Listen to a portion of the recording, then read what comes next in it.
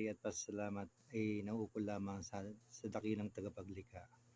Ako nga pala si Jaime A. Montano na may pangalan Jimmy. Pwede kung tatawagan nyo rin akong Abdullah. Section 7 ako nung grade 6 nung nag-aaral tayo sa Rafael Palma. Isa kami sa mga mabibilang na nasa laylayan ng lipunan nung ako'y kabataan pa. Sa dami ng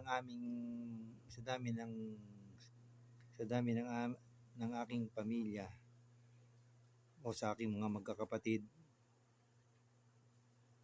kung hindi kami nag-aral at nagsumikap, hindi kami makakapagtapos ng pag-aaral.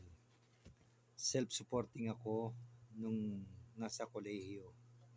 Ako ay nagtapos ng BS Accounting sa Lyceum of the Philippines at naging OFW sa loob ng 25 years sa Kingdom of Saudi Arabia. Mahirap dahil malayo sa pamilya. Nagkaroon ako ng 3 anak at nakatapos naman silang lahat. Nasa ibang bansa ang 2 kong anak at ang isa ay nandito sa Pilipinas.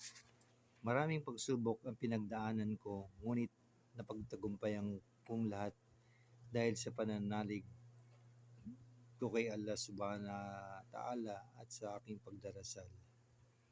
May kasabihan, kung may hirap, may ginhawa. Alhamdulillah.